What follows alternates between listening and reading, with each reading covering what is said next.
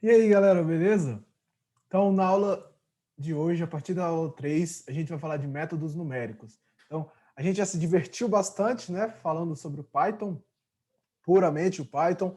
Agora a gente vai pegar todos esses conceitos que a gente viu até agora e começar a aplicar ele na vida real. Então, pegar problemas reais que a gente precisa resolver, problemas que acontecem, problemas matemáticos que a gente muitas vezes resolve na mão. Como é que a gente faz para o Python ajudar a gente nessa, né? Para que a gente não faça só, né, aprenda uma linguagem para ficar como registro, ganhar um certificado e pronto, mas como é que a gente faz para pegar todo esse aprendizado que a gente teve até agora e aplicar, beleza? E aí a gente vai aproveitar e reforçando de pouco em pouco o que ficou para trás, né? O que não foi tão bem fixado como conteúdo, a gente vai passando de novo, já aplicando agora, começando pelos métodos numéricos, beleza? Então vamos lá. O que são esses tais de métodos numéricos, né? Beleza. Primeiro, eu preciso explicar o que é o método analítico para a gente conseguir diferenciar para o método numérico. Então, método analítico representa soluções baseadas em fórmulas matemáticas, desenvolvidas geralmente de forma manual, em que são definidas variáveis de entrada para o cálculo de uma ou mais variáveis de saída.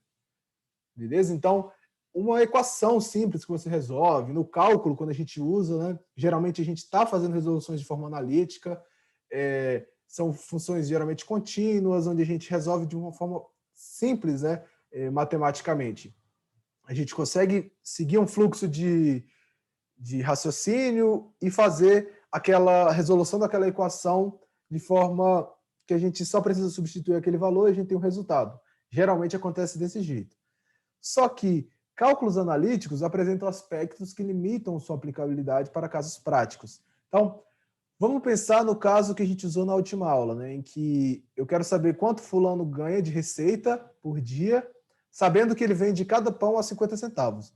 Então, para a gente formular isso, basta eu pegar y, sendo y a receita dele, igual a 0,5, 50 centavos, né, que é o valor unitário, vezes x, que são, o x representa a unidade de pães vendidas. E aí eu tenho simplesmente uma função que me fala quanto que ele recebe pela quantidade de pães vendidos. Beleza, a gente consegue resolver, é simples, eu substituo o x, eu tenho o y, acabou, aquele abraço. Só que quando a gente chega em funções complexas, em situações reais, principalmente da engenharia, não é tão simples assim. Então, se eu vou falar a vazão de um rio, por exemplo, né? Vazão eu posso falar que é a velocidade do fluxo vezes a área, só que a própria área, muitas vezes eu tenho dificuldade de calcular. Eu não consigo simplesmente colocar a fórmula lá, né, de um retângulo ou de um trapézio e eu já tenho a área. Geralmente isso são feitas simplificações para que a gente consiga resolver dessa forma, né? Então, quando eu pego velocidade vezes área e eu considero muitas vezes a área como um trapézio, como um retângulo, são simplificações da realidade. Se a gente for em um canal real, principalmente num canal, se a gente for em um rio, a gente sabe que não tem uma forma tão regular e o cálculo dessa área é muito mais complexo do que simplesmente um cálculo de uma área geométrica, né? De um que a gente pode só substituir o lado, a base, a altura e pronto, a gente chegou, né? E aí que a gente entra com os métodos numéricos para resolver essas situações mais complexas. Então, os métodos numéricos são aplicações de algoritmos pelas quais é possível formular e resolver problemas matemáticos usando operações aritméticas menos complexas. Então, geralmente a gente tem integrais que a gente não consegue resolver, né, de forma analítica. Então, a gente usa métodos numéricos, onde a gente reduz essa complexidade para operações aritméticas, soma, subtração, multiplicação, divisão, potenciação, beleza? E aí a gente traz esse problema, resolve ele de forma numérica e chega numa aproximação relativamente aceitável. Então, sempre vai depender do problema que você está resolvendo e a aceitabilidade desse problema vai depender de quão específico você precisa daquele resultado, né? Qual é o intervalo de aceitação que você precisa para entender se está bom ou não aquele resultado que você chegou. E aí, a gente pega essas soluções aproximadas e consegue resolver até problemas mais complexos, simplificando eles para formas para métodos numéricos, beleza? Então, eu deixei uma referência aqui de 2 sites para vocês lerem, e aqui também tem o livro do Chapra, de métodos numéricos para engenharia, recomendo bastante, ele é bem didático, para quem tiver interesse na área, dá uma lida, beleza? E aí, eu escolhi alguns métodos numéricos para a gente abordar aqui, e aí a gente vai começar pela integração numérica, beleza?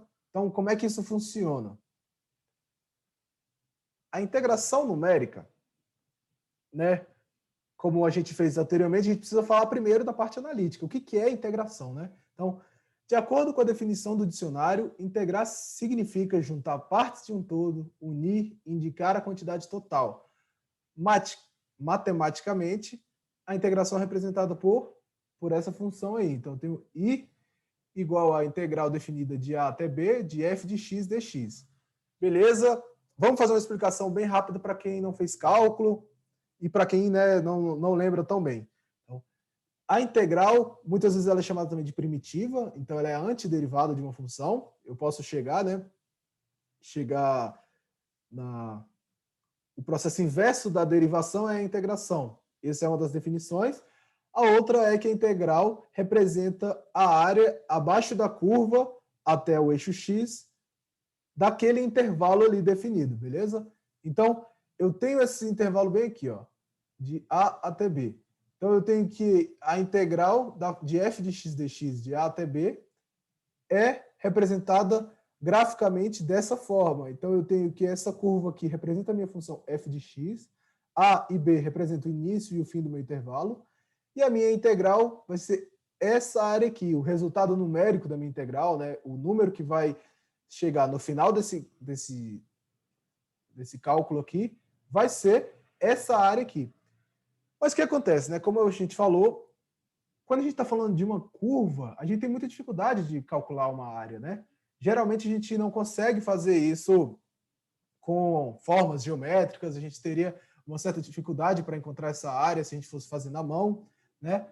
Então, uma das formas é a integração, onde a gente acha isso de forma analítica, né? Então, basta substituir, considerando isão, o resultado da integral, então bastaria aplicar em B e subtrair a aplicação em A também, para ter o resultado dessa área aqui. Só que, como eu disse, uma área sobre a curva tem a sua complexidade de ser medida, então, geralmente, funções que são complexas de serem integradas, a gente resolve dessa forma, mas a gente também precisa simplificar como é que a gente vai calcular essa área. Então, quando a gente quer saber a integral de uma função, né, no intervalo, a gente pode calcular a área, que é uma forma mais simples, mas a gente também precisa simplificar esse processo. Então, a gente precisa simplificar como a gente vai calcular essa área. Então, uma das formas de simplificar é fazer com que o intervalo dessa área seja preenchido por formas geométricas conhecidas, que a gente consiga calcular a área, de forma que preencha todo esse intervalo e a área abaixo da curva seja aproximada pela soma das áreas desses retângulos, beleza? Então, se a gente olhar a figura, a gente tem realmente uma aproximação aqui, né? Então, se a gente for olhar, se a gente somar todas essas áreas aqui, a gente vai ter uma área próxima dessa área aqui, mas quando a gente olha aqui, a gente vê que tem alguns momentos que a área não está bem representada. Então, aqui, por exemplo, a área vai ficar superestimada, nesse caso vai ficar subestimada, né? A gente tem um espaço negativo, um espaço positivo aqui, e aí a gente tem, né, como eu falei, a questão de será que o meu resultado está aproximado o suficiente para o que eu desejo fazer? Então, aqui nesse caso, a gente sabe que a área do retângulo é base vezes altura, bastaria a gente pegar a base vezes a altura de todos esses e somar a área individual de cada um para ter a área sobre o gráfico. Só que a gente viu aqui que, né, fica um pouco feio, fica um pouco desajustado. Então, a gente tem alguns outros métodos de aproximação, e o que a gente vai abordar aqui é um dos métodos aproximados das fórmulas de Newton-Cotes, que são os esquemas mais comuns de integração numéricas, e elas são baseadas na estratégia de substituir uma função complicada ou dados tabulados por uma função aproximadora simples que seja fácil de integrar, beleza? Então, um dos métodos das fórmulas de Newton-Cotes é o método do trapézio, onde a gente pega essa função que a gente tem uma dificuldade de integrar, né? e a gente substitui por um polinômio de ordem 1, de grau 1, perdão. Então, a gente tem um polinômio de grau 1 que representa essa função aqui, e eu substituo esse polinômio nos locais onde inicia e termina o intervalo, beleza? Então, se a gente olhar essa curva aqui, a gente tem um trapézio. Então, o que acontece? Ó, eu teria a minha curva aqui, a minha integral seria a área sobre essa curva, né? Então, preencheria isso aqui também. Só que, como eu disse, às vezes essa função é difícil de calcular, é difícil eu pegar e representar isso de alguma forma para que eu consiga resolver a integral e obter a área sobre o gráfico. Então, eu simplifico e faço um polinômio de grau 1. Só que, se vocês olharem, né, a gente também tem um momento aqui que a gente não representa tão bem essa curva. Então, a gente pode pegar o método do trapézio e fazer ele de forma composta, onde, ao invés de eu pegar só um trapézio, né, porque se eu pego só um trapézio, eu calcularia base vezes altura dividido base maior mais base menor vezes altura dividido por 2, e eu teria esse resultado, mas eu teria essa sobra aqui que não representaria tão bem a minha área. Então, e aí aqui está a equação, a fórmula da área do trapézio, e aqui está outra representação onde a gente pega o método do trapézio e repete ele várias vezes nesse intervalo utilizando trapézios menores. Então, se vocês olharem aqui, ó, se eu pego um polinômio só, eu tenho essa aproximação, vocês veem que ela foge, né, consideravelmente da curva, mas se eu pego e diminuo esse trapézio, aumento o número de intervalos e aumento o número de trapézios que serão utilizados, eu consigo uma aproximação bem melhor da minha curva, se vocês olharem aqui, tá vendo? E aí, se eu diminuo bastante esse H, que é a base aqui, eu consigo chegar numa aproximação extremamente satisfatória, onde o resultado vai ser muito próximo do que eu desejo. Então, o método do trapézio, a gente segue esses seguintes passos aqui. Então, a gente escolhe o intervalo que a gente deseja saber o valor da integral. A gente pode considerar xa igual ao limite inferior e xb o limite superior. Então, A sendo início e B sendo final. Quando a gente escolhe esse intervalo e sabendo a função que a gente quer integrar, a gente escolhe o passo, né, ou incremento. Então, esse Hzinho aqui, para que a gente faça, né, vários trapéziozinhos menores. E aí a gente vai fazer para cada iteração que ele tenha esse passo aqui, de H. E aí a gente pode fazer ele definindo ele desde o início, né? Qual é o intervalo que a gente quer. A gente pode fazer ele pequeno o suficiente para que ele se aproxime bastante, ou a gente pode falar o tanto de intervalos que a gente deseja, que ele vai dividir o intervalo total pelo número de intervalos e vai chegar no passo dele, beleza?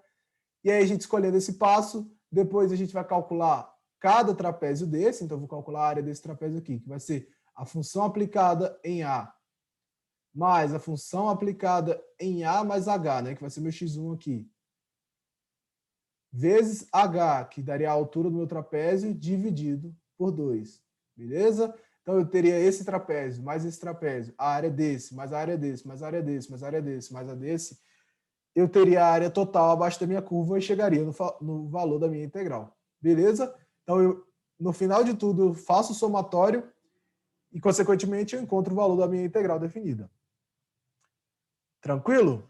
Então, esse é o método numérico. Vocês viram que ele é iterativo, ele acontece várias vezes. Se ele acontece várias vezes e repete a mesma coisa, a gente consegue trazer isso para o Python na forma de uma estrutura de repetição. Então, vamos ver como é que a gente faz isso agora? Então, eu vou mostrar para vocês como é que a gente faz isso no Python, e aí vou aproveitando e reforçando alguns dos conceitos passados, beleza? Então vamos lá, como é que a gente faz isso, né? Então, primeiro vamos definir a nossa função. Vamos escolher uma função que a gente quer integrar. Então vamos definir f de x e vamos escolher uma função simples, né? Vamos falar y igual a 5 vezes x mais 9. E aí eu peço para ele retornar return y.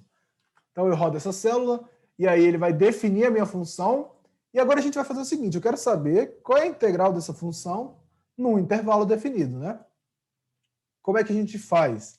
Eu vou estabelecer quais são os meus limites. Então vamos lá, limite inferior, onde que essa função, onde inicia a minha integral. Então, eu vou receber esse intervalo. Vamos fazer de uma forma interativa para o usuário. Então, como é um número, eu converto ele para float, né? Float eu uso para converter para um número real. Input. O input eu uso para receber o valor do meu usuário. E aí aqui eu falo o que eu quero receber. Então, qual é o limite inferior? Beleza? E aí, vou copiar essa linha aqui. Colar. E vamos fazer o limite superior. Superior. Qual é o limite? Superior. Beleza? A gente tem limite inferior, limite superior. Vamos ver como é que fica isso aqui. Agora que eu tenho o meu intervalo, eu vou, como eu falei aqui, eu vou escolher o passo, qual é o incremento que eu quero dar. Então, nesse caso, eu vou determinar o meu passo desde o início para que eu tenha um intervalo bem pequenininho, beleza? Então, vou colocar aqui h igual a 10 elevado a menos 6, beleza? Então, para que eu tenha um intervalo bem pequeno, então eu vou ter uma aproximação bem melhor da minha curva e aí um resultado bem mais próximo do que eu desejo. 10 elevado a menos 6 eu acho que já é satisfatório para a maioria dos casos, não precisa de diminuir mais ainda esse intervalo, não vai ter muita variação, e aí você perde um pouco em tempo computacional, porque vai demorar mais se você tiver mais intervalos. Beleza? Então, fiz o meu intervalo, agora eu vou precisar somar, né? Eu vou precisar pegar essa área e eu vou somar em tudo. Então, no final, eu vou precisar armazenar isso numa variável. Então, eu já vou criar uma variável que vai armazenar minha soma e vou chamar ela de 0. Vou chamar ela de sum e vou falar que ela vale 0. E aí agora a gente vai fazer o nosso processo iterativo. Como é que a gente constrói essa função para que o processo se repita várias vezes até onde eu quero? Então, como eu quero no intervalo definido, eu quero que seja de A até B, né, do limite inferior até o limite superior, eu vou usar o for. Então, for i. Né, o i para representar o meu valor em range. E aí aqui está uma coisa que a gente não viu ainda. Então, o range, ele só consegue variar o passo de 1 em 1. Então, para que a gente consiga variar o passo em H, né, que seja 10 a menos 6, a gente precisa importar uma biblioteca. Bibliotecas, a gente vai ver mais na frente, mas bibliotecas são... pensem em pacotes que a gente já pode usar pronto. Então, as funções que a gente construiu, existem bibliotecas que já têm algumas funções construídas e a gente já pode usar. A gente, inclusive, vai usar uma mais na frente. Mas agora eu quero que vocês quero que vocês importem a seguinte biblioteca. Vocês vão importar NumPy. Essa biblioteca é o Numerical Python SNP. Então, eu estou importando a biblioteca NumPy aqui e chamando ela de NP no meu código. Beleza? Então, eu vou usar o NumPy, eu vou usar algum dos métodos, eu vou usar algumas funções específicas que estão lá na biblioteca. E aí a gente vai fazer da seguinte forma, ó.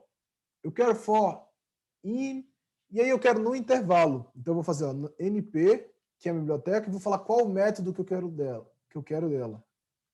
É o arrange, que eu vou pegar um intervalo que vai começar no meu limite inferior,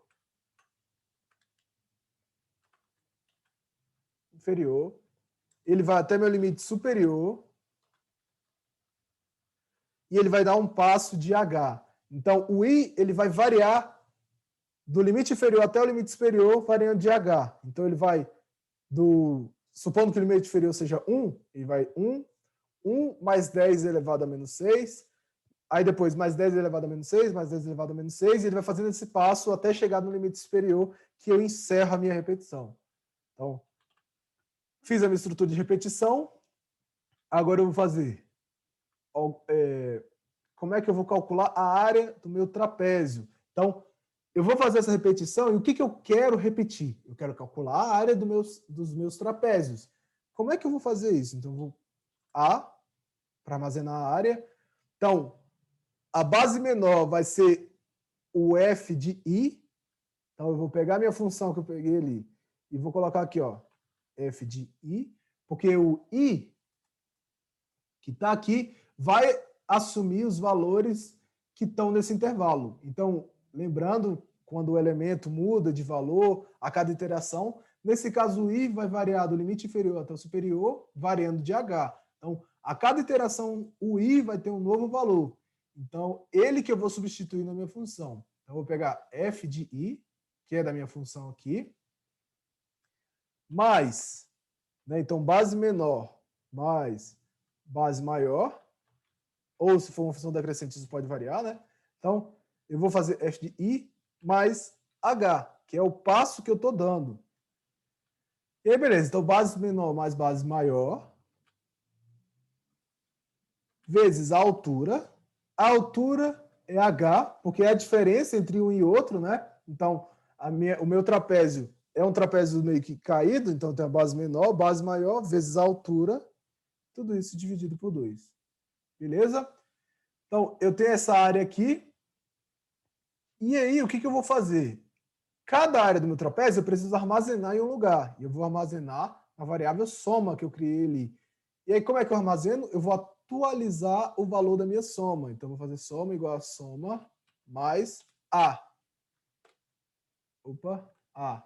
E aí, eu vou pedir para ele imprimir a soma aqui no final. E vamos ver se está funcionando, né? Rodei, vamos ver qual é o limite inferior. Vou colocar 0 e 10. Aconteceu algum erro aqui. Limite superior not defined. Ah, tá. Aqui é limite sup. Perdão. Vamos rodar de novo, vamos ver. 0, 10. E a minha integral deu 0. O que será que aconteceu? Vamos ver. Então, galera, percebi aqui, ó, o que aconteceu? Eu estou fazendo 10 vezes menos 6, né? Então, na verdade, eu quero elevado a menos 6. Eu quero que seja um número muito pequeno, então é 10 elevado a menos 6. Elevado, 2 asteriscos, beleza? Então, estava dando 0 porque ele estava fazendo menos 60 aqui. Beleza? Então, vamos rodar de novo. Então, qual é o limite inferior? Vou colocar 0 e 1. Vamos ver qual é a integral que eu tenho. Então, a integral da minha função aqui é 11,49, só que aqui é um polinômio do primeiro grau, né? Aqui, então, a gente tem uma função realmente, a aproximação equivale ao mesmo grau dessa função. Então, vamos tentar uma função do segundo grau. Vamos tentar aqui x, ó, elevado, né? Para não confundir, ao quadrado mais 2x vezes x mais 9. Vamos rodar aqui de novo e vamos rodar. Qual é o limite inferior? Vou colocar 0. Limite superior é 3. Vamos ver. E aí ele vai rodar aqui para fazer a nossa integral dessa função no intervalo definido entre 0 e 3. E aí, se vocês olharem, ó, ele demora um pouquinho para rodar, porque ele está fazendo muitos e muitos e muitos cálculos, porque ele está fazendo esse cálculo aqui, variando de 0 até 3, dando um passo de 10 elevado a menos 6. Então, para a gente saber quantas vezes ele interagiu, a gente precisaria pegar, né, esse intervalo aqui e dividir por esse número aqui para saber quantas vezes quantas iterações ele fez para somar. Então, vocês imaginam, para chegar de 0 até 3, somando, né, cada iteração seria de 10 elevado a menos 6, ele teria que percorrer todo esse caminho, dando esse passo extremamente pequeno para chegar até lá. Por isso que ele demora um pouco. Então, para casos mais simples, vale colocar um intervalo, um H um pouco maior, né, para simplificar. Então, sempre vai depender do nível de especificidade que você vai desejar para o seu caso. Beleza? Então, a gente termina aqui essa primeira parte de integração numérica. Então, lembrando, o método trapézio é um método das fórmulas de Newton-Cotes, que substitui a nossa função por um polinômio mais simples de integrar. Nesse caso, o método trapézio é um polinômio do primeiro grau, onde a gente chega nessa aproximação. Para essa aproximação ficar melhor ainda, a gente diminui, né, o H, fazendo com que ele se aproxime mais da curva, e se a gente faz ele satisfatoriamente pequeno, a gente chega numa proximidade muito boa da curva e chega no nosso resultado, beleza? Então, esse é o método do trapézio no Python. Então, a gente tem o limite inferior, o limite superior. O nosso passo, a nossa variável que vai pegar a nossa soma e o nosso processo de calcular os trapézios é esse. Então, aqui está a implementação do método do trapézio no Python. Beleza?